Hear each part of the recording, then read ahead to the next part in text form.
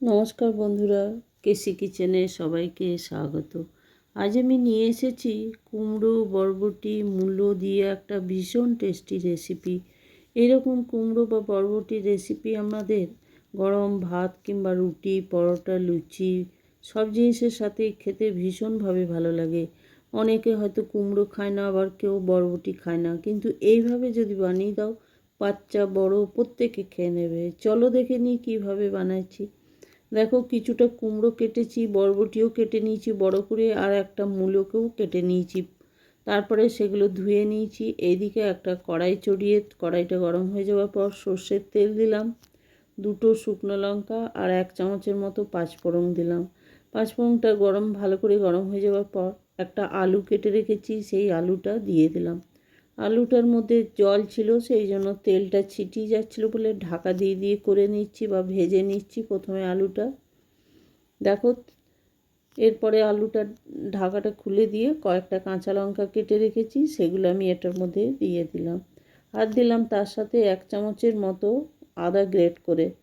আদাটা দিয়ে দেওয়ার পর আলুটা বেশ ভালো করে কিন্তু ভেজে নেবো, তাহলে কি হবে, তরকারির মধ্যে আদার যে একটা মিষ্টি গন্ধ সেটা চলে আসবে।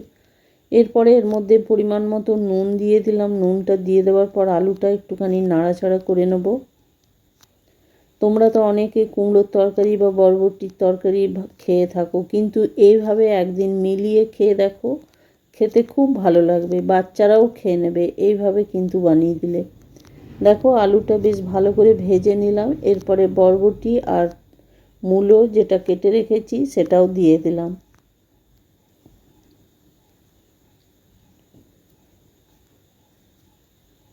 এটা কিন্তু রুটির সাথে বেশি ভালো লাগে, তবে ভাত বা লুচি পরোটা তাতেও কিন্তু খুবই ভালো লাগবে। এরপরে দেখো, বরবটি আর মূলো আলুটা একটুখানি বেশ ভালো করে ভেজে নেব।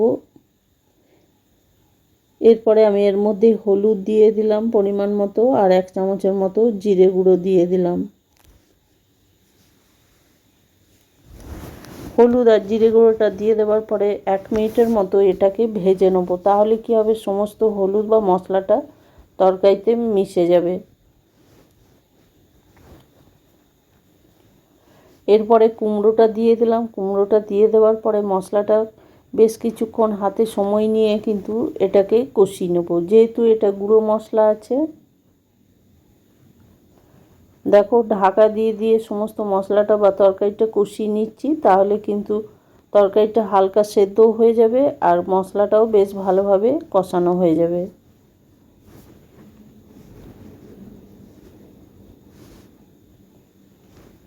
আমার রেসিপি যদি তোমাদের ভালো লেগে থাকে তো লাইক, শেয়ার ও কমেন্ট অতি অবশ্যই করে দিও। নতুন বন্ধুদের সাবস্ক্রাইব করার অনুরোধ রইল। সমস্ত তরকারিটা কিন্তু একটুখানি বেশ হাতে সময় নিয়ে কিন্তু ধীরে ধীরে কষাতে হবে, কারণ কি এটা কুমড়োর তরকারি লো টু মিডিয়াম আঁচে করলেই বেশি ভালো হয়, তাহলে কিন্তু কুমড়োটা খুব সুন্দরভাবে সেদ্ধ হয়ে যাবে।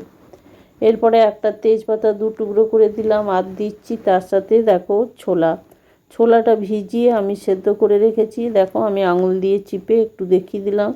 ছোলাটা কিন্তু প্রথমে সেদ্ধ করে নিতে হবে, তাহলে কিন্তু কুমড়োর তরকারিটা খেতে ভীষণ ভালো লাগবে, আর ছোলাটাও খুব ভালো করে সেদ্ধ হয়ে যাবে, কেন কি কুমড়ো খুব সহজেই সেদ্ধ হয়ে যায়, সেই জন্য ছোলাটাকে প্রথমে সেদ্ধ করে নিলে বেশি ভালো হয়। এরপরে দেখো কষিয়ে নিলাম। বেশ কষিয়ে নেবার পরে আমি এর মধ্যে জল দিয়ে দিলাম।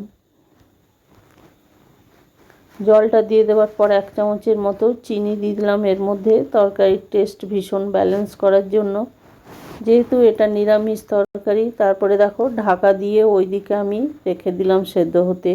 এইদিকে একটা ভাজা মশলা করে নেবো, একটা অন্য কড়াই চড়িয়ে তার মধ্যে দেখো 5 ফোড়ন দিলাম। এতটা 5 ফোড়ন আমার লাগবে না, আমি এটা রোস্ট করে রেখে দেবো।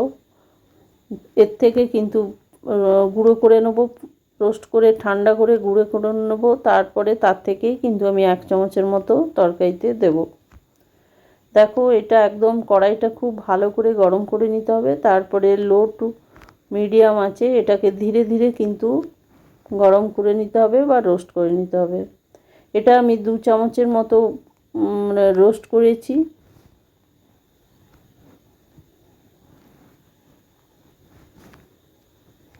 দেখো ওইদিকে গুঁড়ো করে নিলাম ঠান্ডা করে, তারপরে এইদিকে ফিরে এসে দেখাচ্ছি। দেখো কুমড়ো বা আলু সবই সেদ্ধ হয়ে গেছে আর জলটাও একদম শুকিয়ে এসছে।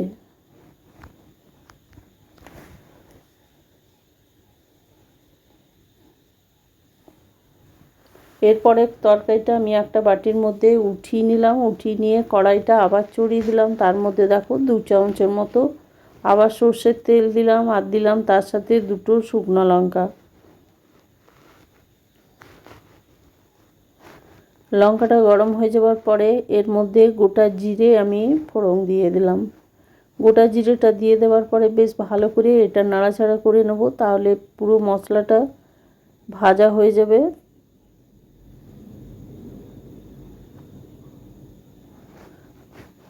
দেখো মশলাটা লঙ্কা বা গোটা জিরে ভাজা হয়ে গেছে। এরপরে আমি ওইদিকে যে তরকারিটা উঠিয়ে রেখেছি, ঢেলে রেখেছি, সেই তরকারিটা আমি ছোঁক লাগিয়ে দিলাম।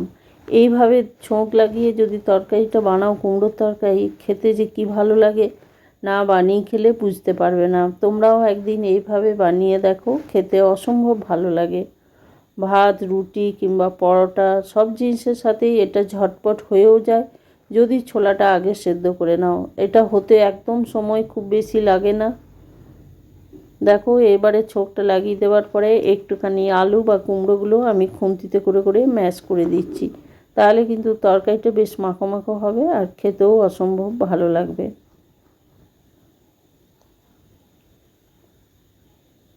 এরপরে ওইদিকে যে পাঁচফোড়নটা আমি রোস্ট করে রেখেছি সেইটা আমি কিন্তু মিক্সির মধ্যে গুঁড়ো করিনি, শিলের মধ্যেই করে নিয়েছি, কেন একটু বেশ দানা দানা থাকবে, তাহলে কিন্তু মুখে পড়লে খেতে ভীষণ ভালো লাগে। ওইটার থেকে আমি 1 চামচ ছড়িয়ে দিলাম ওপরে, আর ছড়িয়ে দেওয়ার পরে দেখো পুরো তরকারিটা আমার খুন্তিতে করে করে একটুখানি নাড়ি চাড়িয়ে নিলাম। এইবার আমি গ্যাসটাকে বন্ধ করে দিলাম। তরকারিটা আমার রেডি হয়ে গেছে। এইবার আমি ঢাকা দিয়ে বেশ কিছুক্ষণ স্ট্যান্ডিং টাইমে রেখে দিলাম। তারপরে দেখো ঢাকা খুলে দেখাচ্ছি, তরকারিতে যেটুকু ঝোল ছিল টেনে নিয়েছে, তরকারি একদম মাখো মাখো হয়ে গেছে। আর এইভাবে বানালে কিন্তু খেতেও ভীষণভাবে ভালো লাগে। তোমরাও একদিন বানাও, বানিয়ে দেখো, তারপরে আমাকে কমেন্ট করে জানাবে কেমন লাগলো আমার এই রেসিপি। এরপরে দেখো কড়াই থেকে আমি একটা বাটির মধ্যে উঠিয়ে সার্ভ করে দিলাম। তোমরা সকলে ভালো থেকো, সুস্থ থেকো। ফিরে আসছি পরের রেসিপি নিয়ে। ধন্যবাদ।